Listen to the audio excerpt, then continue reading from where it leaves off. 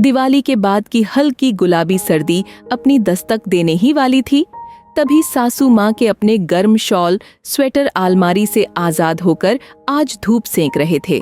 हफ्ते भर से लगातार वे सबको एहतियात देने में लगी थीं। गर्म कपड़ों को धूप दिखा दो, रजाइयां निकाल लो, न जाने ये गुलाबी सर्दी कब सुर्ख हो जाए। हर बात पर उन्हें जल्दी रहती। हम सब यही सोचकर उनकी बात को अक्सर टाल देते और अभी तो दिवाली गई थी। घर पर सभी दिवाली की थकान से चूर थे।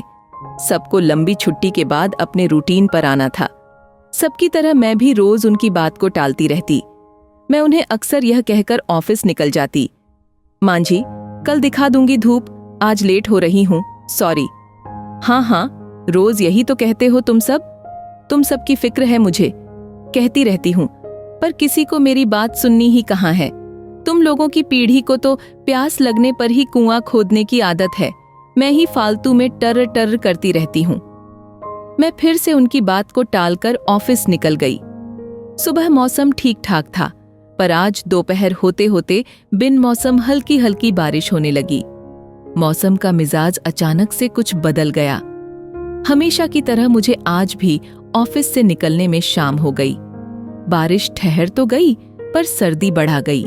मैं कपकपाती हुई स्कूटी लेकर घर को चली ही थी कि मेरा फोन घनघनाया। स्कूटी रोककर देखा तो सासू माँ का फोन था। मैं समझ गई कि फिर से वही डांट सुननी पड़ेगी कि बोला था मैंने कि गर्म कपड़े निकाल लो, पर तुम लोग मेरी सुनो तब ना, ये वो अब न जाने क्या क्या ज्ञान देंगी। यही सोचते हुए मैंने फोन उठाया। जी माँ जी। बेटा, कल मैंने तुम्हारे एक स्वेटर को धूप दिखाकर तुम्हारी स्कूटी की डिक्की में रख दिया था, उसे पहनकर ही आना, सर्दी बढ़ गई है आज। मैंने तुरंत स्वेटर निकाला और पहनकर घर को चल दी। घर आते ही मैंने देखा तो देवर, देवरानी और बच्चे सभी स्वेटर में थे। मेरे पीछे ही मेरे पतिदेव आए। वे भी गोल्डन रंग के स्वेटर में चमक रहे थे। हम सब घर आ चुके थे। माँ की बात को न मानकर हम सब पछता रहे थे।